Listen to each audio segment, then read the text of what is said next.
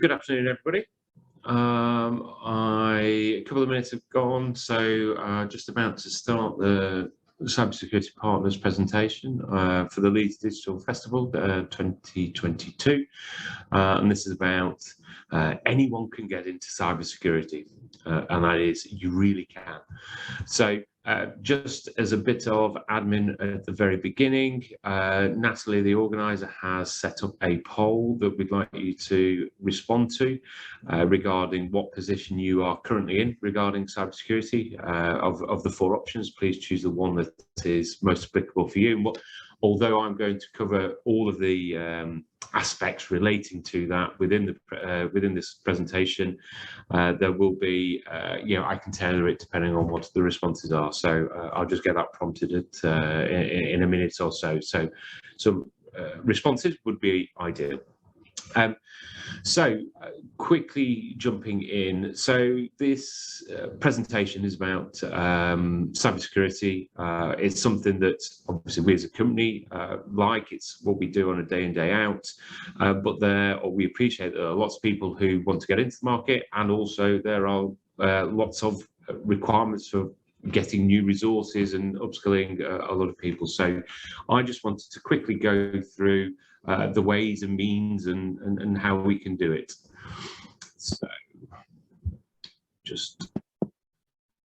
So this is effectively where I'm going to go through. So for the next 45 minutes or so, I'll be giving a presentation, also asking Lucy, who is one of my employees, to sort of come in and explain some of her background, etc.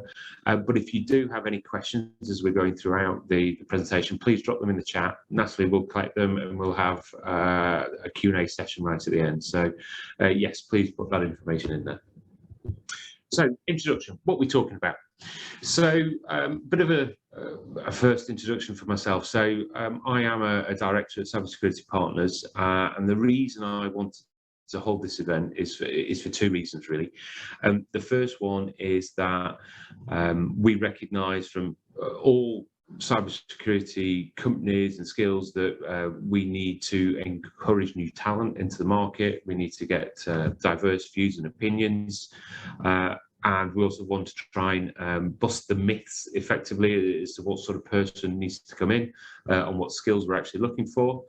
And then secondly, it's based upon the fact that I've probably now completed, I was trying to work it out this morning, over 1,000 interviews for cybersecurity or people in cybersecurity roles, whether they're for my company or whether they're for customers who are looking for resources, or whether they're looking for, even, for example, like contractors, etc., to come in and help deliver products. So I've got I think I've got quite a lot of experience on what we're looking for, what skills are out there. And I'm not saying that I am the best interviewee or interviewer in the world, but it's what I wanted to share that information so that we can at least, or I can at least provide something that may help you as you're going forward.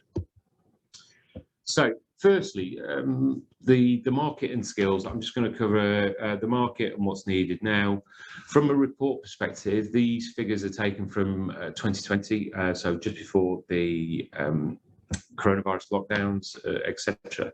However, a report was commissioned by the Department for Culture, Media and Sport on the cybersecurity market, and they're forecasting at that point that there would be a 47% increase in the turnover for the UK market. So £8.3 billion of income per year for the UK resources. It's going to go up very, very quickly. And that is actually, looking at the global side of things, there's an almost doubling in 6 years as to where we're going from on the market side of things. So the market is growing, whether that's products, services, or anything related to cybersecurity. So the market is growing very, very quickly. Now that obviously leads on to the skills. So again, as of 2020, there are 43,000 full-time employees working in cybersecurity in the UK. However, 48% of companies involved said that they have a skills shortage in basic skills, and a 30% shortage in advanced skills. So there's a big gap. It's already there. It's only getting worse as more and more jobs, as more and more positions become available. That gap is going to get bigger and bigger. And quite surprisingly for me was the status that within companies that operate in the cybersecurity sector, so that could be hardware manufacturers, firewalls, network sectors, etc., they're saying that because of this skill shortage, or 64% of them are saying that that is stopping them becoming more efficient, producing more products, and it's stopped them meeting their goals. So actually, whilst we're talking about I'm going to say general organisations, but organisations in principle don't have the right skills. Even in the cybersecurity industry, we don't have the right skills, and we don't have enough of them. So there is a very, very significant gap, and the gap is only going to get worse unless we try and rectify it. So for those who hopefully the reason why you joined the call, you're interested in entering the cybersecurity industry, you can see that there's a need. And I think that's the important thing. There are certainly, and we'll go into it in more detail, but there's certainly career paths that are outlined that you can make careers in the cybersecurity area, and there's lots of opportunities for everybody. In fact, this was this morning.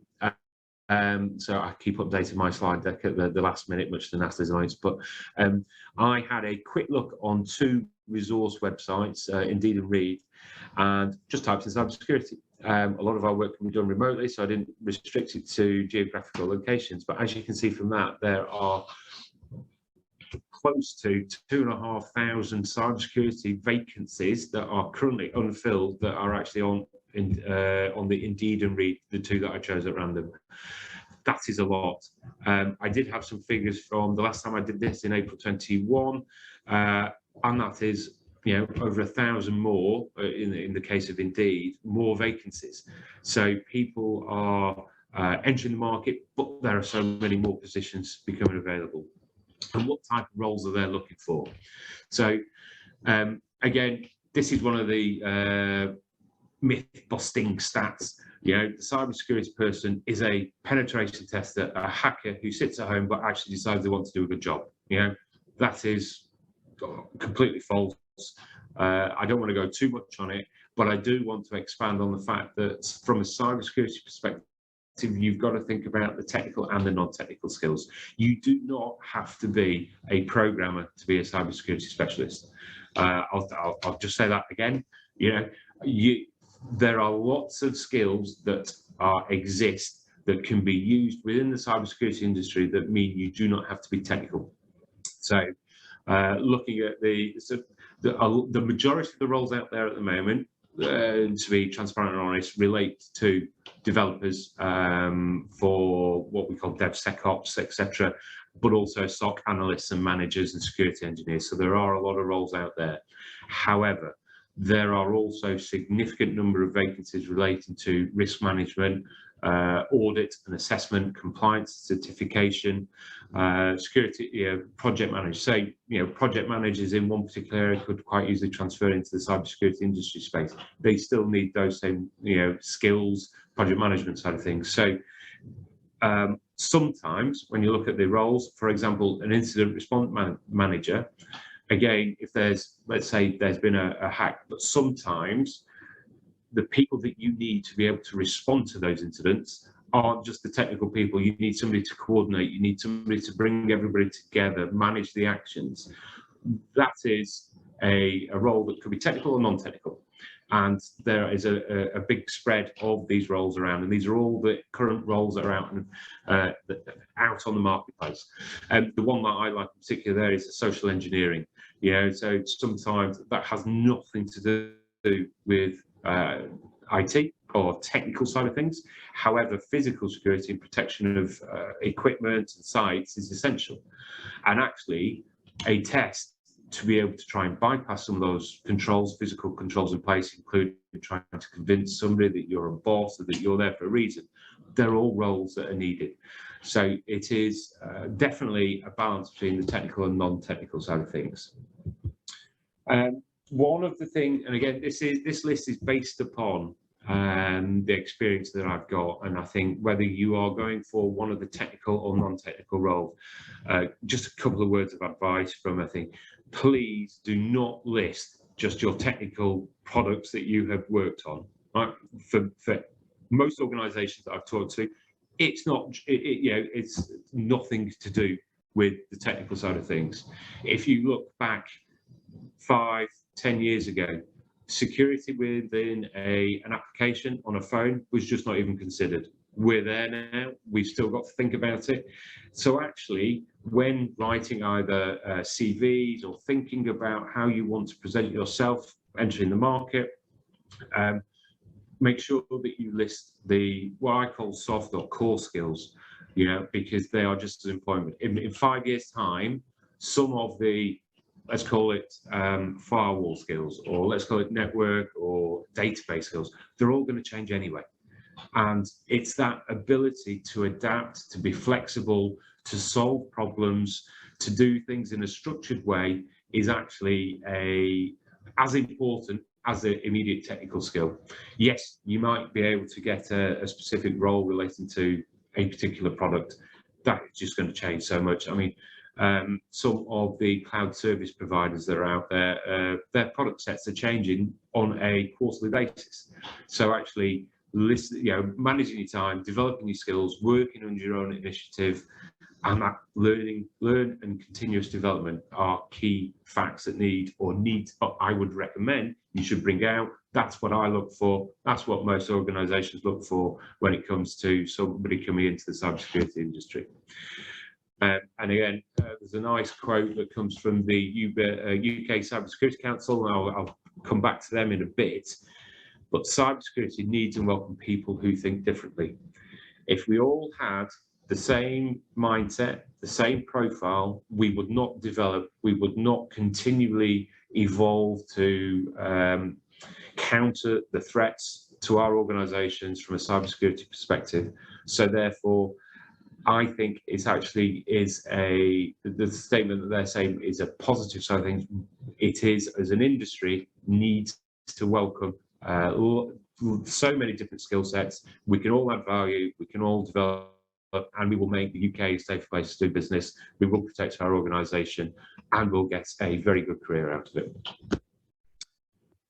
So, just before I jump into this section, Natalie, have you got any of the stats from the poll that we asked at the beginning? Have we got a balance, or is there a particular focus in one area? Yep, so the most popular answer is experienced professional looking to retrain into cybersecurity. Second most popular is the student option, and then obviously it breaks down. So looks like we've got experienced professionals and students as a majority of the audience. Okay, so I'm going to cover all of the different ways in, but I'll make sure that I cover those. Again, if you've got questions, please drop them in the chat. We're going to finish presentation-wise at about 15:15, if I can keep time, which is a challenge. And then we'll try to spend about 10-15 minutes going through some of those questions. So please drop them in. Right. I did say time management was one of the core skills, didn't I? You did, right. Need to get better at that one. Right. Okay. So what do we, cybersecurity industry? I've used that word a lot so far. However, it isn't the standard. Some of it could be a vertical industry. However, cybersecurity applies across every single vertical industry going. So I've just put a couple of examples there. I'm not going to go into details, but because it stretches across all of them. In effect, the skills that you develop coming into the cybersecurity world can be used pretty much anywhere. Yes, there may well be specific tailoring, but actually principally, these will be core to every single vertical industry. So there is in the finance, there's a payment card industry standard, which is slightly different to the public sector security standard requirements, etc. Manufacturing, Internet of Things, blah blah blah. Yes, but core skills will apply across anything. So you're not, in effect, ruling yourself out of working in your favorite industry or an industry you really don't like if you've got those cybersecurity skills. So weighting, I've put a couple here, and I have very, very crudely put these in regarding the education, the age and skill level. I think the important thing to bring out here is that there is no age barrier to joining the cybersecurity industry. There are many different ways to go in. Again, I'm going to talk about those, but actually the only thing that separates out is a specific program on the education which starts at the age of 11, which I'm just going to briefly touch upon, just in case you've got any children or desire to look at that going forward. But almost you can join the industry wherever you want, and that includes the professionalisation and the apprenticeships with degrees and postgrads for those that are very interested in it. I want to take it further. So from school age, I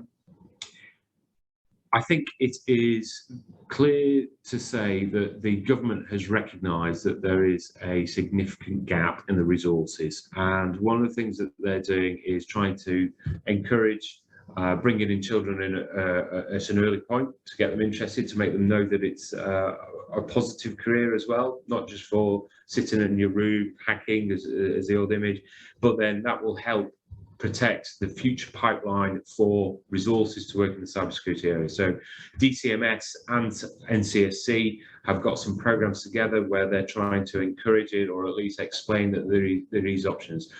For me, there's no reason why people who want to or considering working in the armed forces or in a particular industry can't think of cybersecurity as a career from a very early age. So NCSC have done some great work on this Cyber First, looking at the sort of different options as to try to encourage it. They've got free courses, they've got bursaries, they also have very specific girl-only courses to try and effectively expand the demography of the people in the industry. And so this is their Cyber First world. So again, this is from NCSC. From this, it starts at the age of 12, but there are lots of competitions. There are lots of futures defenders skills that are taught throughout, and they're doing. I don't suspect there'll be many under 18s on this call, so I'll just quickly move over. But just there are lots of material and programs if you want to take this in. If, for example, you want to become a cybersecurity trainer, get involved with these courses, go and teach at a school level. That's always an option. You know, it's just showing you that there is a lot of focus on getting people in here. So on a further education perspective, again, a little bit of research. We found that there were 148 courses of bachelors across 70 universities in the UK offering cybersecurity as either the main, sole, or as a part of the degree that they're offering. Some also offer masters and pre-masters. So there are lots out there throughout the country, and that's a simple search on the university sites. You can see that they do vary in the depth of the material that they go into. So the NCSC have now recognised 19 universities. So these are these universities provide courses that have been recognised as covering all of the aspects that the NCSC, for those who don't know, National Cyber Security Centre. And what they're doing is they say these courses can have a good level of detail in there that meet our requirements. They are approved by us, and so they're all throughout the country. As you can see, there's no particular area that's focused on, and they are yes, they've been approved and accredited. This is a relatively new scheme. I think it's been a couple of years old. So some of the other universities that were mentioned, because the remaining is 51, they could be going through that process. So it's not to say that they've not been approved, it's just that they're offering degrees in that level as well. So they are just as well worth considering. But I wanted to bring this out just to show that NCSC are focusing on these. And some of those offer postgraduates as well. So from an apprentice perspective, we had here, I think there were, the second one was the students looking at the universities, etc. Students looking to come into the market. So apprenticeships, again, relatively new scheme approved by the government, but the thing I like about this, you can learn and get paid at the same time. I mean, is there a better thing to do than actually be paid to learn and develop and to get skills that will help you define your own career? So these apply, again, there's no age limit on this, as you can see through the criteria, but at the moment there are 3 levels that have been agreed at the apprentice level, 3, 4 and 6. They all go into various levels of technology, not necessarily technology or skills, I should say, because there are some non-technical skills in there. However, they do allow you, as part of your work, to do it and to be able to become an apprentice. I think those criteria, I think it's fair to say, they're not very hard to achieve. 16 or over are not in full-time education. And there are some benefits from apprenticeships that I'll go through on the next slide.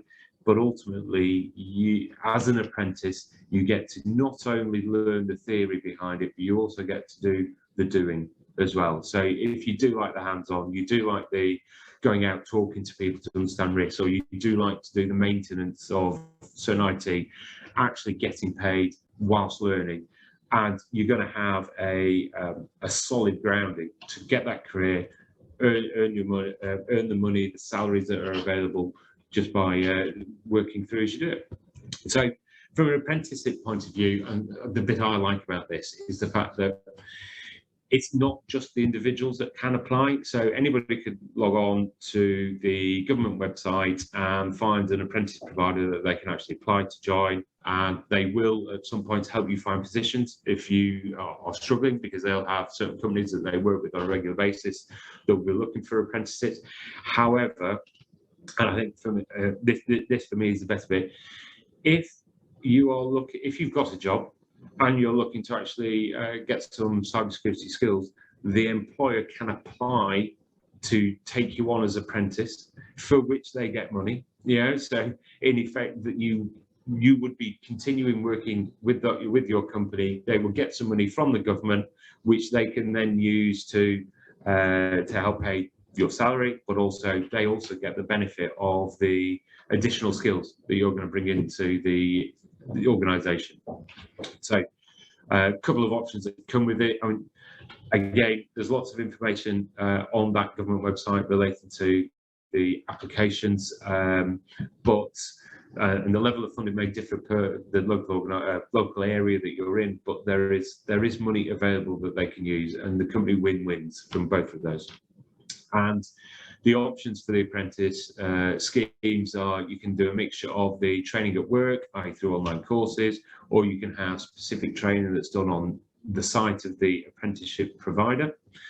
And it can either be done as day release or block release. So it could be 1 day a week, it could be 1 day a fortnight, or it might be 2 weeks a month for a month, and then nothing for another 3 months. So many options out there that apply to both individuals and employers. It's about picking the one that is right for you or for the organisation.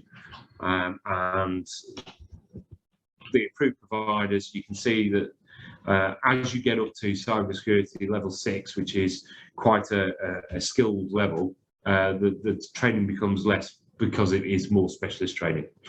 So on the whole, as a technician, cybersecurity level 3, you'll be very proficient in cybersecurity. You'll be able to perform your role in a cybersecurity role, and it goes up, and obviously the difficulty. Now, they're all out. It's a scheme that is very much worth looking at.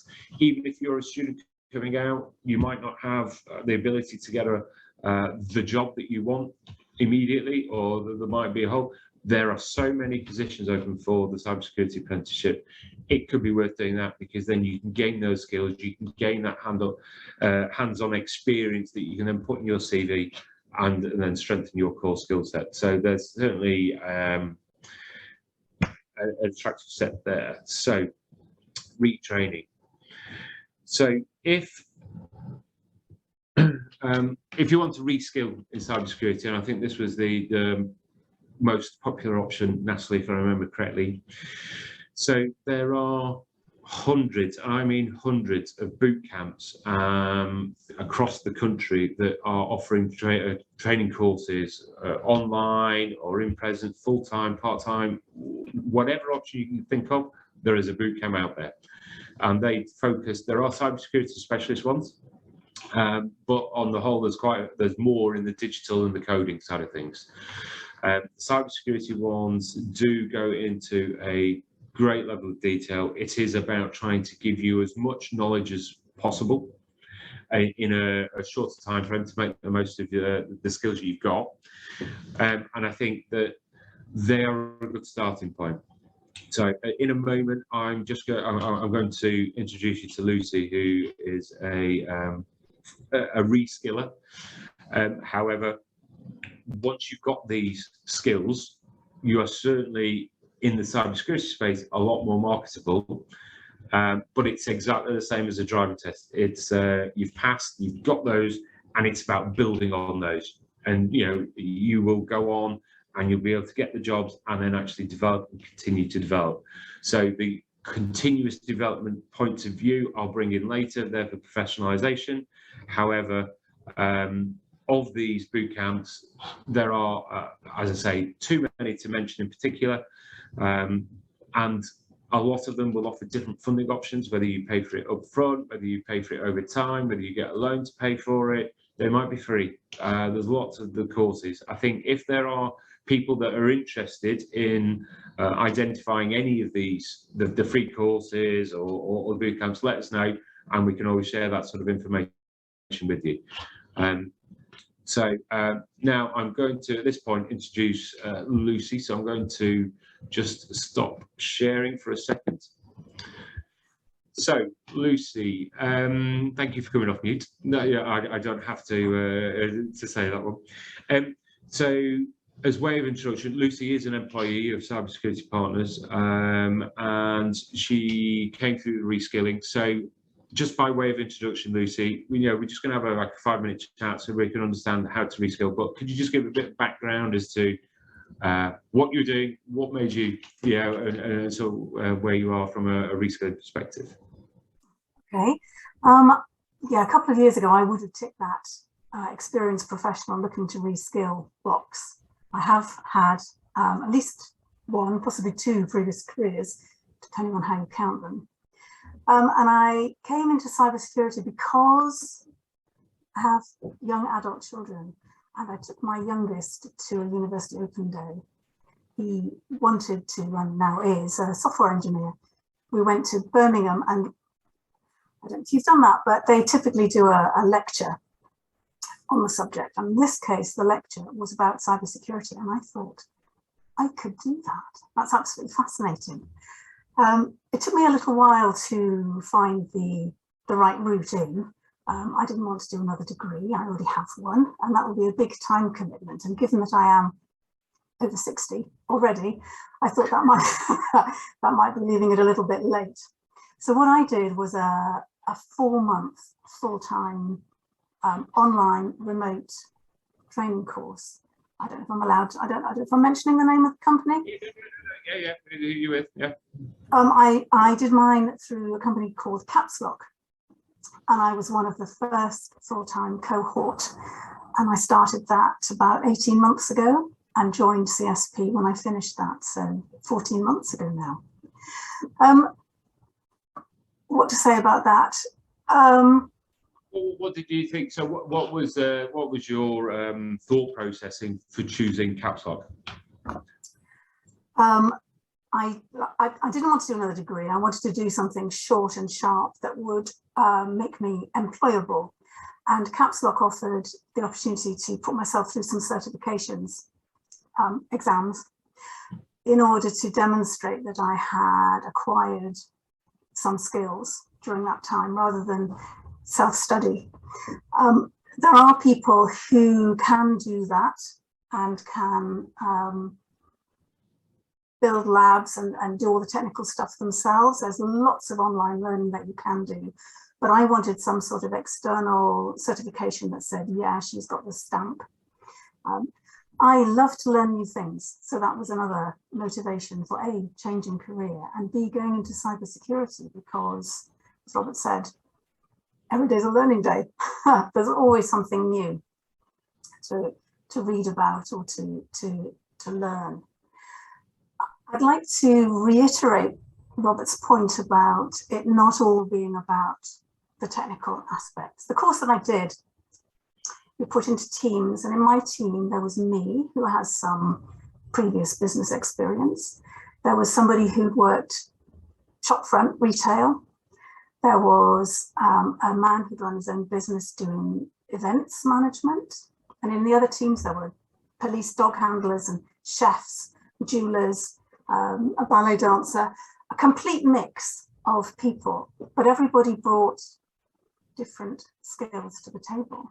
So everybody learned something from all the other people, and everybody's gone into a different role. So in my team of students, the woman who had been an operations manager for a property company is now a Splunk engineer.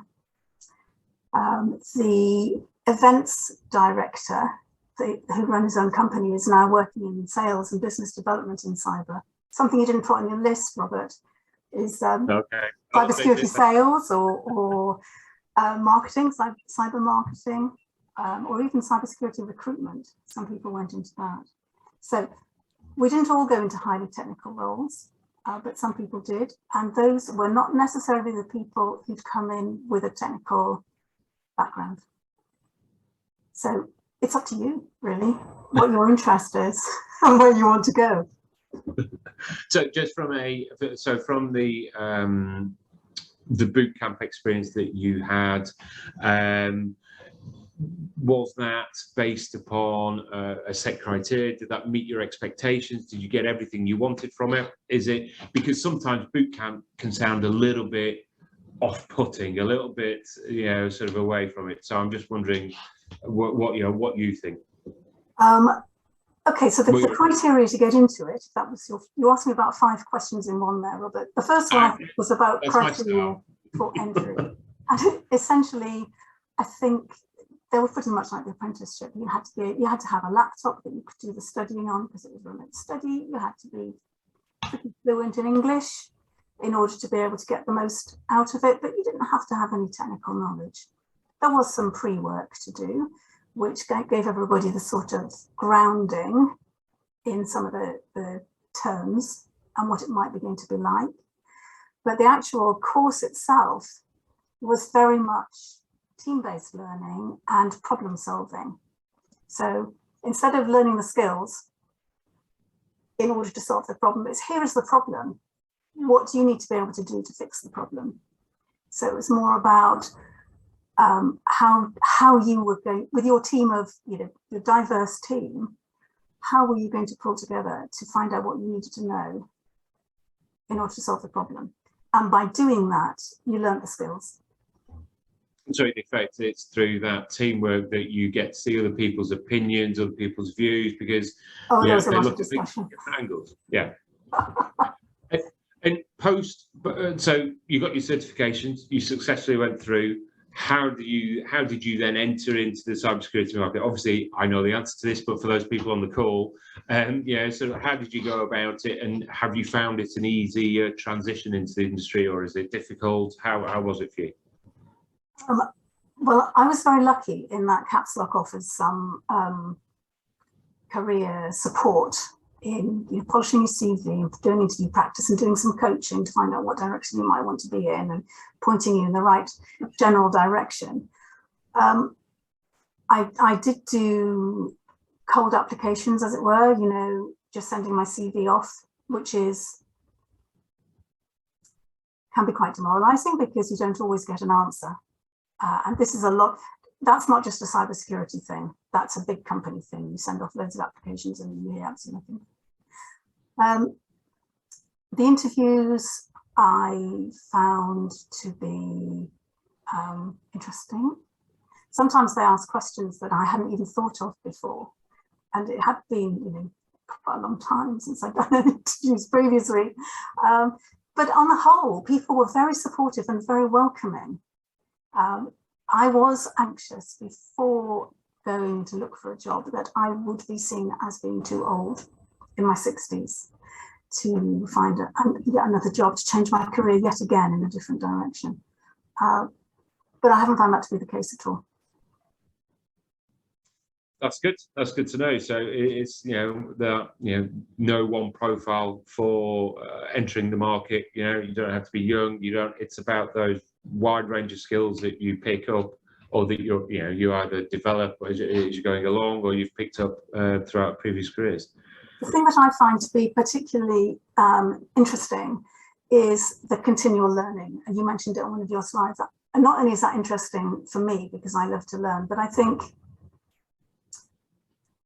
it's necessary, obviously, but I think it's crucial because things are changing so very fast. You need to be prepared to be flexible, which is maybe why people who with a diverse experience who are career changing are at an advantage, because they've demonstrated that flexibility. Do you think?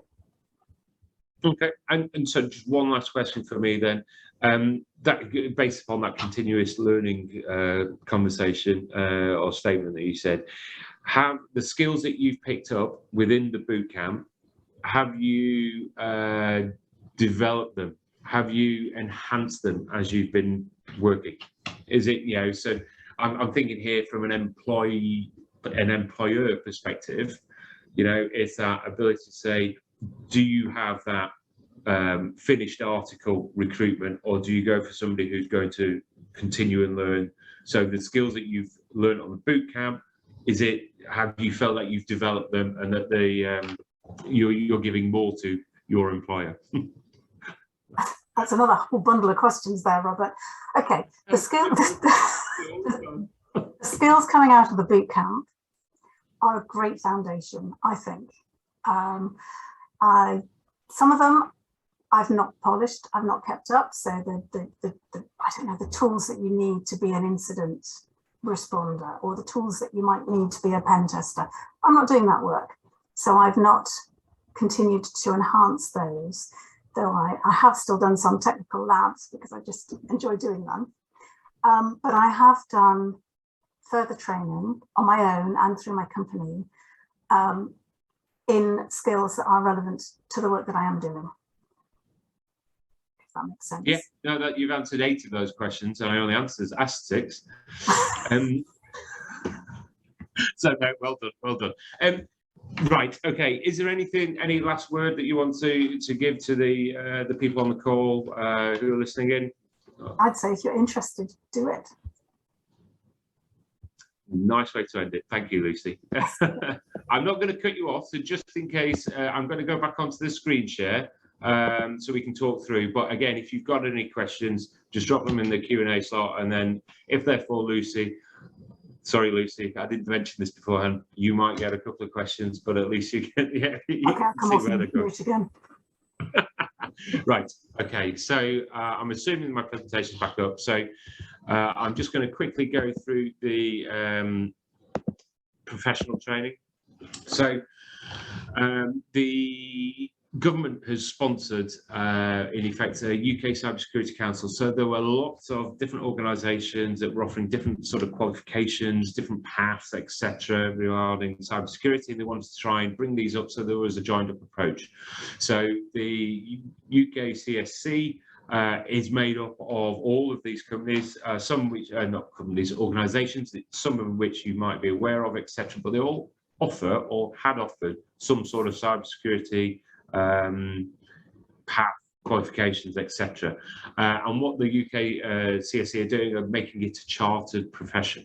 And I think it's important for this because whereas you've got the Royal Charter of the industries that we're all aware of, such as accountancy or psychology, etc., cybersecurity is now one. So that just, again, for me, re-emphasises the position that they've got relating to cybersecurity going forward. It's now you can become chartered within cybersecurity.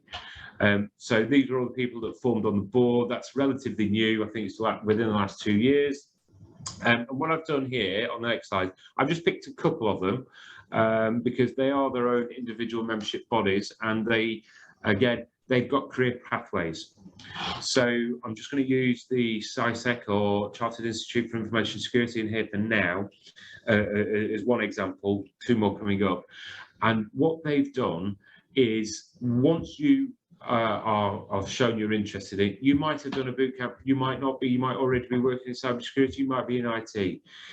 But SciSec have got a list of qualifications and basically, from a skill perspective, the qualifications, whether it's associate member or a member of the SciSec, they list what skills they would expect you to have.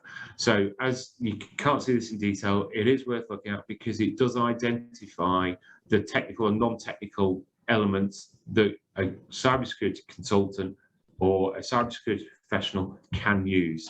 And they go through A to K, so that's, how many is that? That's 11 sets of skills. I'm trying to add up very quickly. And then you map yourself on a level of 1 to 6. And they, in effect, lay out that path for how you can become an approved cybersecurity professional. You can see what level of skills they're looking for, what they're doing. Now, that is obviously specific to SciSec, but they are the skills that most, the types of skills that are generally available for all of the areas. So it's a matrix framework skill that is definitely worth looking at, and you can sort of map a progression. You can see where, from a career perspective, you might want to go. The BCS, again, it's another membership group. They have just recently launched the Sphere Plus version 8, and this is just a screen grab. You can get this information on the website. Again, there's not very much to do, but what they've done here is within the information security, they've listed out the skill levels 3 to 7, which hopefully you can see in the black boxes and one green one.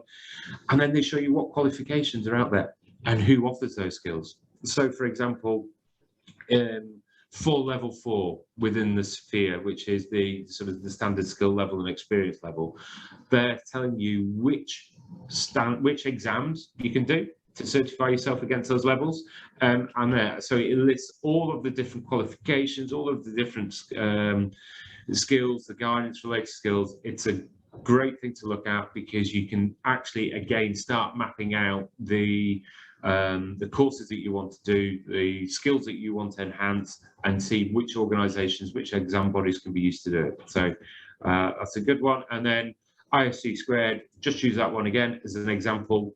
Check out all of the other bodies, but they're listing out all of the qualifications they do regarding security because they are a specific security body. And they offer here. So some of these might be included within the bootcamp, some might not be. However, the skills will be told and you will be able to see it.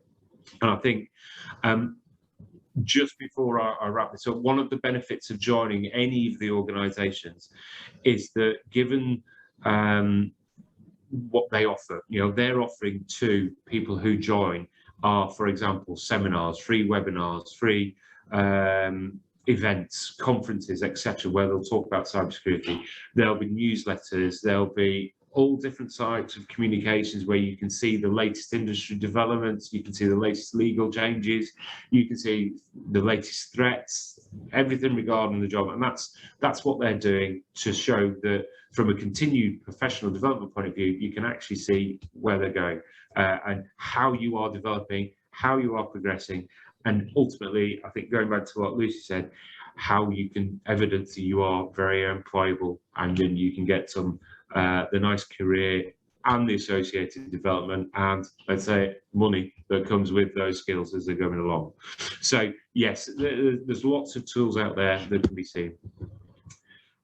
So summary, and this is, I think, is quite blunt. The UK is an urgent need for cybersecurity skills. Take into account all of those open positions. I know for a fact that there are going to be a lot more open positions with some of the latest government announcements regarding a cyber defence force, etc. So there is an urgent need to get people in. Read into that what you will. There are many ways to get into industry, all the way from school through to retraining and going through apprentices and degrees. So there's lots of ways to join. If you're interested, I would do. And that career is now recognised. I think that's a big stepping stone because it does give you that that feeling that you can see that it's not just something you're doing on a whim. This is actually, you can become a certified cybersecurity professional with all the chartered recognition that comes with it. And my last point, something that I will say until the end of the days, there's no typical profile. You know, it's the opposite. We need as many different opinions, as many different views as possible, because by that way, we are enriching the UK's cybersecurity industry. Those different thoughts, those different views, they make us stronger. And that was how I want to end it. So whilst we go, can we go on to the Q&A session? Is there any questions, Natalie? Yeah, so I've got 2 in the chat and then I've got 2 in the Q&A. So I'm just going to start with the chat questions. So somebody has asked, they are a full-time employee. Can they then go for apprenticeship? And then they've also asked, do they need networking skills, or is this included in one of the courses? So to answer the second point first, networking skills, no, not needed. If that's something that you want to do, you can always do it. There are free courses available. However, the apprentice schemes, they will offer, they will have some apprenticeships will have stronger focus on the networking side of things. However, no, you don't need anything before you join. And yes, 100%, you, within your current position, if that's where you're planning to stay, the employer can actually request funding to put you on that apprenticeship program. And from I think there are so many benefits to having people retrain whilst they're working, because it meets professional development requirements. If it's a large organisation, they're already paying an apprenticeship fee levy anyway, so therefore they can get some of that return. And also you get to learn on the job as you're doing it. You get to see in practice what you're learning within your normal day work. And I think the options that they offer regarding day release or block release are fantastic, because they fit everybody's requirements. Yeah, so me, for example, I wouldn't want to be away from my day job for a week or 2 weeks at a time, apart from holiday. But 1 day a week, I think, is like, yes, you know, you can actually do it whilst you're in there. And I personally cannot see many reasons why organisations would not allow people to join the apprenticeship program if they're within the network team and the apprenticeship is related to their job. There's too many benefits for it for me. Okay, thanks for that, Robert. Hopefully that answers those questions. So I'm going to move on to the Q&A. We have 3 in there. So the first one is, how much does it cost to become skilled in cybersecurity? I think when you look at the different skill levels available, obviously going through for a postgrad, they're skilled in cybersecurity, or doing an apprenticeship, they're skilled in cybersecurity. You know, the skill levels depend on where you go. Personally, I think that the options available at on the free online courses will get you a very good level of skill and knowledge. They are free, they're available, there's lists of them out there. Again, if you want one, let us know, we can provide you a list of those.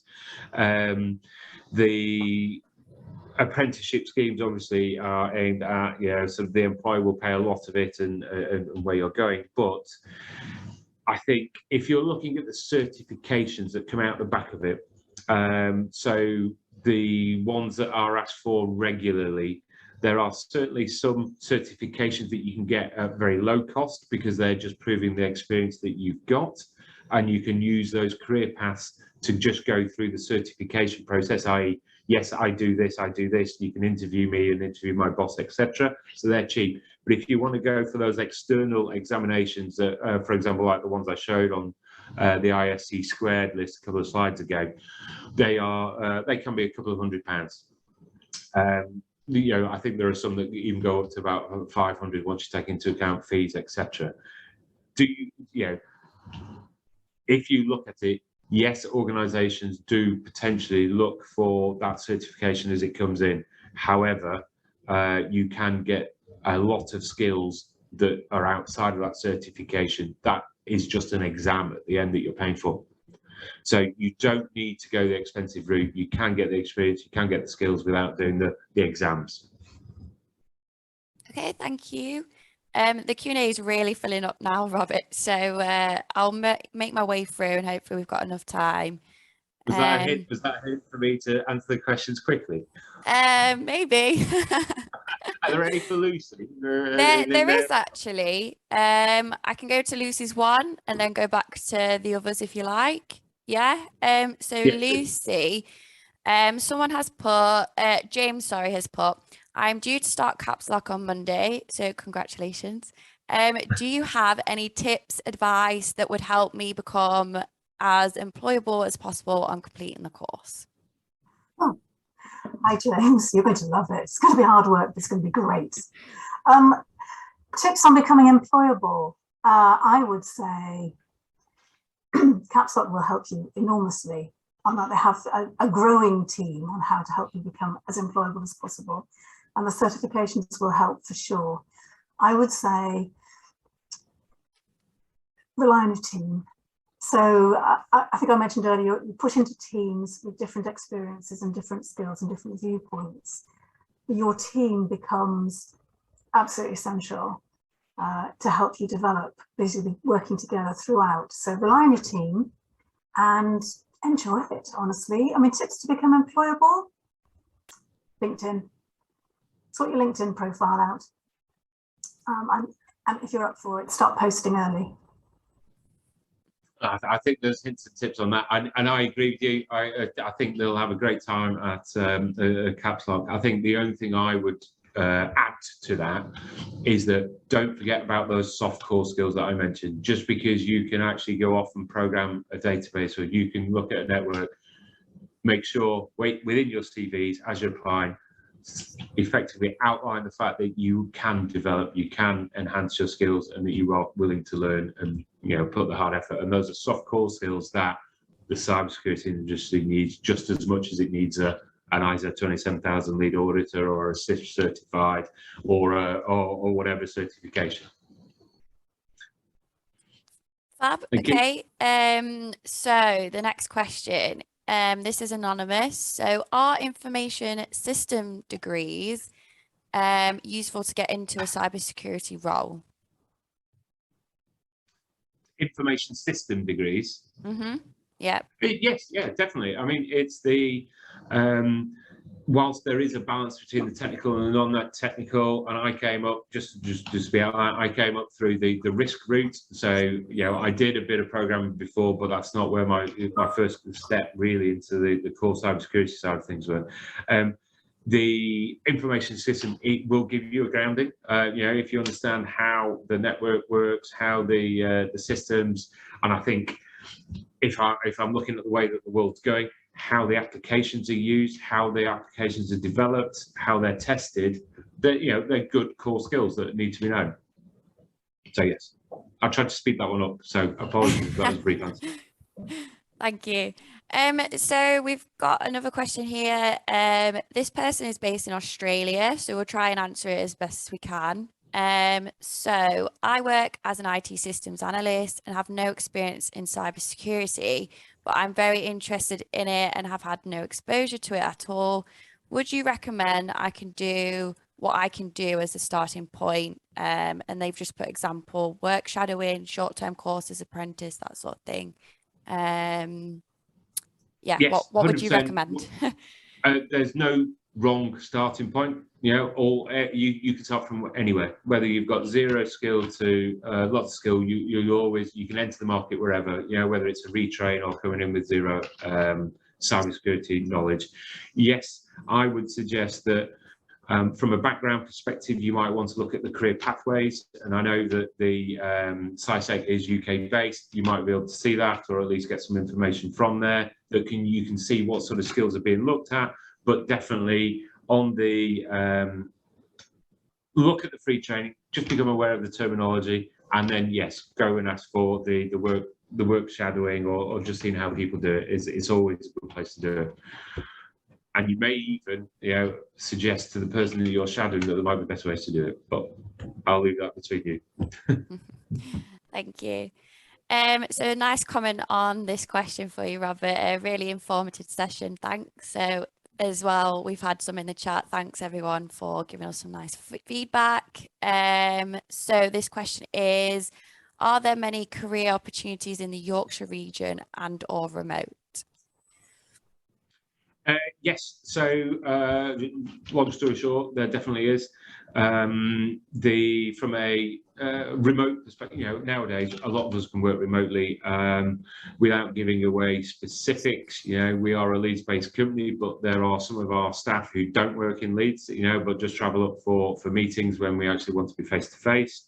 But within Yorkshire, no, there are. If you looked at Indeed and Read or any of the other jobs or websites, you put cybersecurity, there are a lot. You can limit it to geographical spread as well. But I seem to remember, the last search I did, it was a couple of hundred in Yorkshire or remote. There's definitely many options available. Great, so hopefully that answers that question. I've got 3 more, so we can either try and answer them quickly or answer them after the event. Yes. And then, yeah.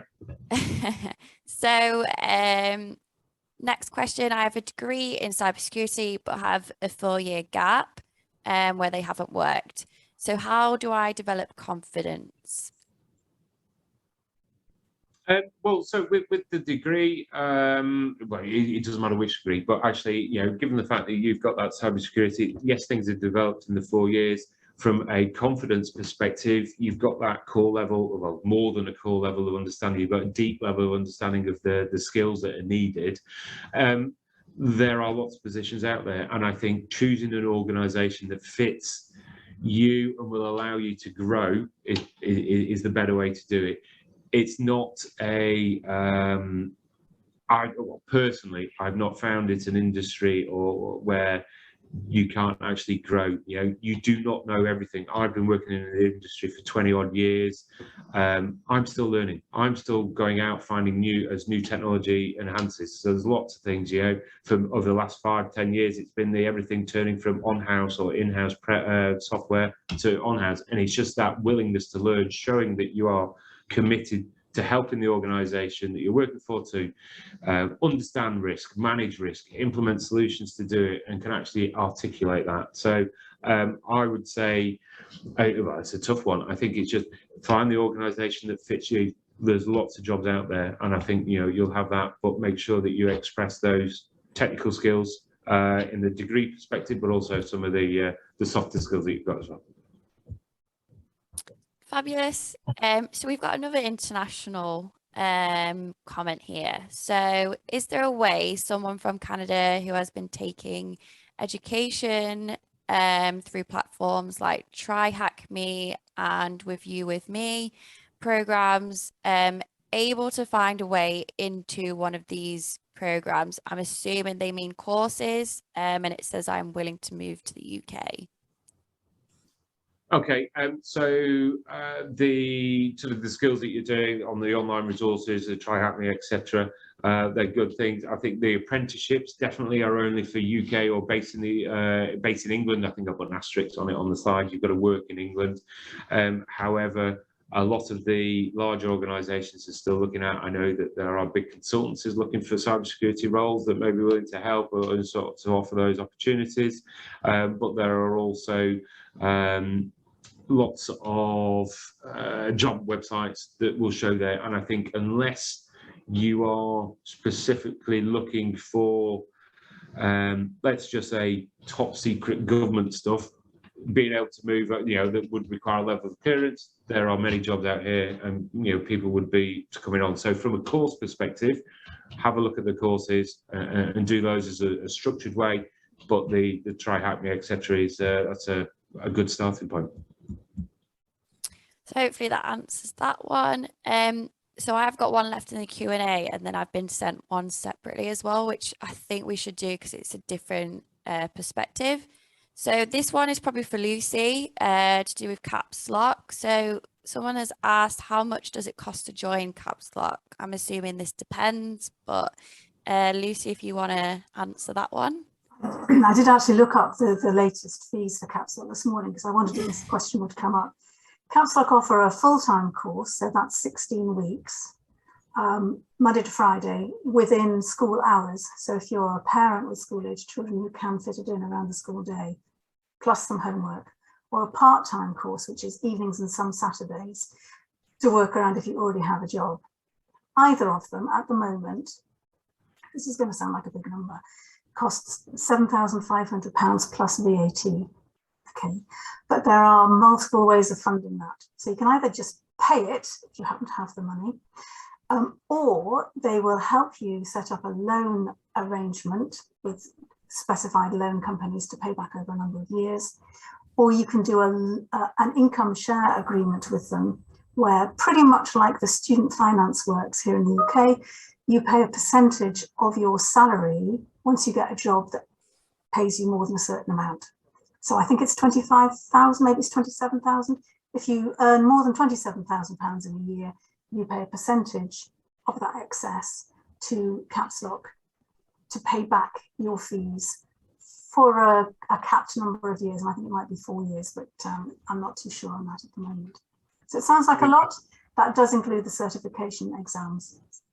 I think the one thing I have no affiliation with Caps Lock whatsoever, but I think what they have recognised is that to get more people into the industry, to get those resources in, to have those different mindsets, you've got to remove those barriers. And I think having that those financing options available are great to anybody who's looking to join. There is flexibility there for you. So again, nothing with Caps Lock, but I can understand why they're offering it. Cool. So one last one for you, Robert. So this is from an employer perspective, so I think it's good to answer this one. I have a team of 5 IT support people that I'm looking to upskill in cybersecurity. What should I do? All right, okay.